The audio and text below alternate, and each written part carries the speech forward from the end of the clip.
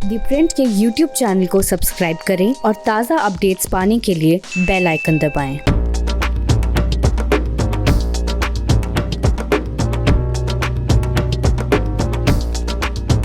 पश्चिम बंगाल में अभी तकरीबन 9 महीने बाद विधानसभा के चुनाव होने हैं, लेकिन विधानसभा चुनाव को लेकर जिस तरह से बीजेपी के अंदर सरगर्मियां बढ़ रही है, उसको लेकर थोड़ी सी हम प्योर पॉलिटिक्स में बात करेंगे कि बीजेपी की डायनेमिक्स वहाँ पे क्या है और किस तरह से बीजेपी अपने को विधानसभा चुनाव के लिए तैयार कर रही है। हालांकि फ़िलहाल जो इमीडिएट इलेक्शन होना है वो बिहार में होना है और बिहार और पश्चिम बंगाल दोनों बीजेपी के लिए क्रूशियल स्टेट हैं और अमित शाह कतई नहीं चाहेंगे कि दोनों स्टेट में कोई भी गड़बड़ झाला हो। लेकिन शुरुआत हम करते हैं पश्चिम बंगाल से कि पश्चिम बंगाल की राजनीति में क्या हो रहा है और किस तरह से बीजेपी वहाँ पर ममता का जो एक काफ़ी प्रशांत किशोर ने कैंपेन लॉन्च किया था दीदी की बोलो, उसके समानांतर बीजेपी ने कैंपेन लॉन्च किया है भ्रष्टाचार के खिलाफ में, करप्शन के खिलाफ में, और उसको लेकर कई सारी जो बीजेपी के अंदर जो लीडरशिप है उनमें थोड़ी बहुत सुगबुगाहट है या कह सकते हैं नाराज़गी है कि वहाँ पे जो बीजेपी के स्टेट प्रेसिडेंट हैं दिलीप घोष, वो कहीं ना कहीं अपनी पर्सनल ब्रांडिंग कर रहे हैं, यानी कि बीजेपी का चेहरा एक तरह से अपने को डिक्लेयर कर रहे हैं ममता के सामने। तो उसको लेकर क्या है राजनीति, हम आज बात करेंगे प्योर पॉलिटिक्स में पश्चिम बंगाल की। मैं हूँ शंकर अनिमेश। तकरीबन मार्च के महीने में पश्चिम बंगाल में बीजेपी ने एक कैंपेन लॉन्च किया था कि अब अन्याय और नहीं सहेगा पश्चिम बंगाल, और अमित शाह खुद पश्चिम बंगाल यानी कि कलकत्ता गए थे और कलकत्ता की रैली में अमित शाह ने ये साफ तौर से कहा कि जहाँ भी कार्यकर्ता ये कहें कि दीदी की बोलो, तो उसके जवाब में आप कहिए कि अब पश्चिम बंगाल अन्याय नहीं सहेगा, क्योंकि दीदी की बोलो का जो समय था वो ख़त्म हो चुका और पश्चिम बंगाल में जो करप्शन की स्थिति है, जो लॉ एंड ऑर्डर की स्थिति है, वो कहीं ना कहीं एक मिसफिट स्टेट के रूप में पश्चिम बंगाल की गिनती आती है। सेंटर की कई सारी स्कीम को पश्चिम बंगाल ने लॉन्च नहीं किया और किस तरह से वहाँ पे पॉलिटिकल मर्डर होते हैं जो एक ज़माने में कभी बिहार में हुआ करता था, वो पश्चिम बंगाल में अभी भी बदस्तूर जारी है। उस जो बीजेपी का कैंपेन था उसको काफ़ी अच्छा रिस्पांस मिला और वो जो मिस कॉल देने का अभियान था उसमें ढेर सारे लाखों लोगों ने उसमें मिस कॉल दिया। अब जो पश्चिम बंगाल में बीजेपी एक नया कैंपेन लेकर आ रही है, जहां पर जो बीजेपी के स्टेट प्रेसिडेंट हैं दिलीप घोष, उन्होंने कैंपेन लॉन्च किया भ्रष्टाचार के खिलाफ की भ्रष्टाचार की जो भी शिकायतें जनता के पास हैं और किस तरह से वहां पे करप्शन है, उसको लेकर पार्टी का जो एक हेल्पलाइन नंबर है उस पर वो मिस कॉल दें और जनता सूचित करे पार्टी को कि कहाँ पे उनसे घूस मांगा जा रहा है। हालांकि जो बीजेपी के दूसरे नेता हैं उनका ये मानना है कि ये दिलीप घोष का अपना पर्सनल कैंपेन है और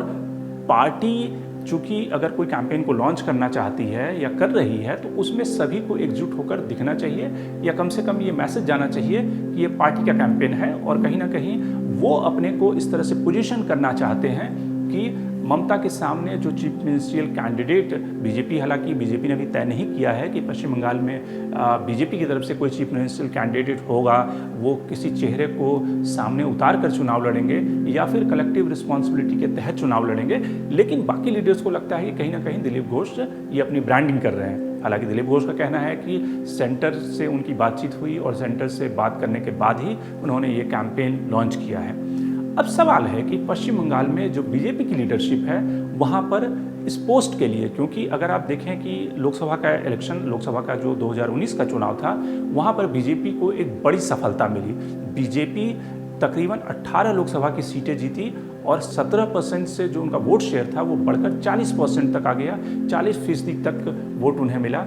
2014 के इलेक्शन में उन्हें 2 सीटें मिली थी, 2019 के इलेक्शन में 18 सीटें बीजेपी जीती। तो इसलिए दिलीप घोष का जो लीडरशिप है उस पर कहीं ना कहीं बीजेपी बैन कर रही है और इसलिए जनवरी के महीने में उन्हें दोबारा स्टेट प्रेसिडेंट पे दोबारा उन्हें रीअपॉइंट किया गया। लेकिन जो बाकी लीडरशिप है उसमें कौन कौन से नेता हैं? पहले जो हैं वो मुकुल राय की जब बीजेपी में एंट्री हुई थी तृणमूल से, चूँकि वो ममता बनर्जी के खासे वफादार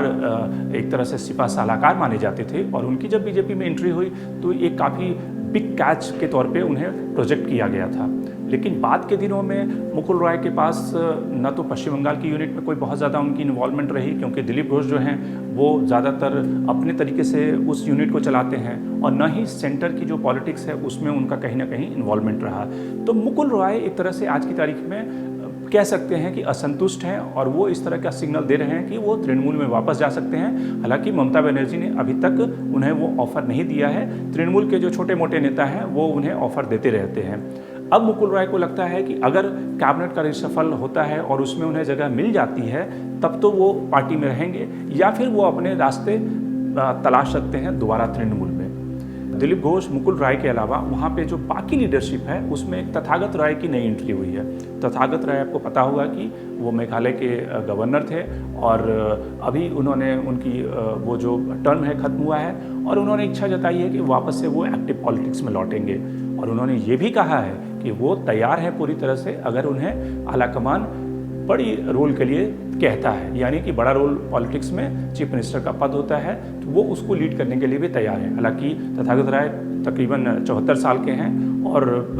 लगता नहीं है कि बीजेपी लीडरशिप उन्हें आगे करेगा, उनके नाम पे कोई मुहर लगाएगा।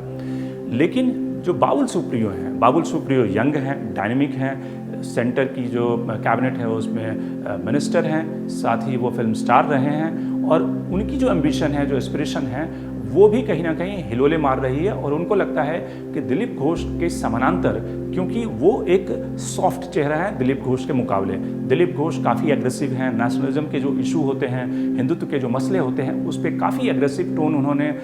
ले रखा है और ढेर सारी हेडलाइन पिछले 3-4-5 सालों में उन्होंने बनवाई है।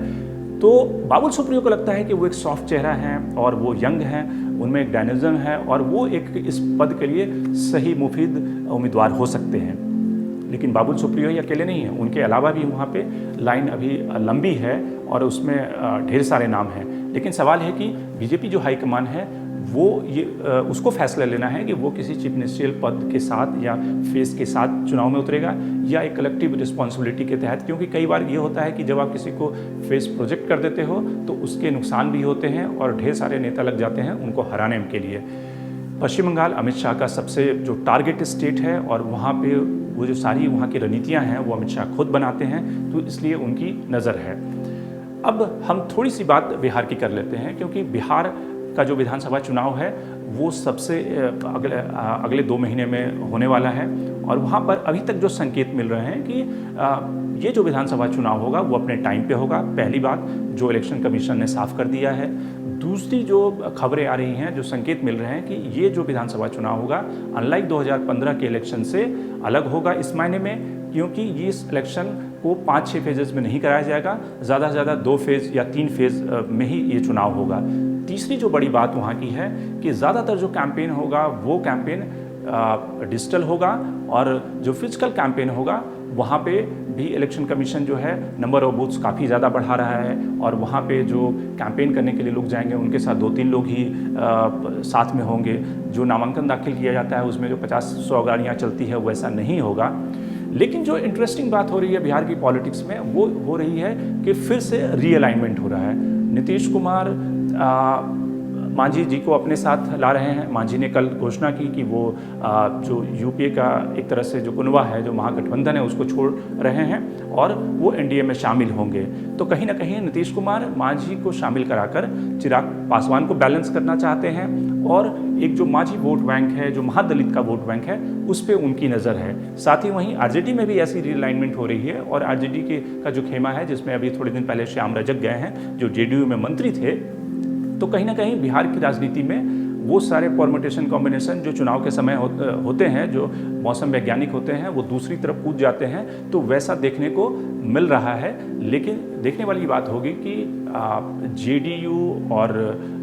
जो सीट शेयरिंग है, जब सीट शेयरिंग पर बात होगी तो चिराग पासवान जो लगातार ये संकेत देते रहे हैं कि वो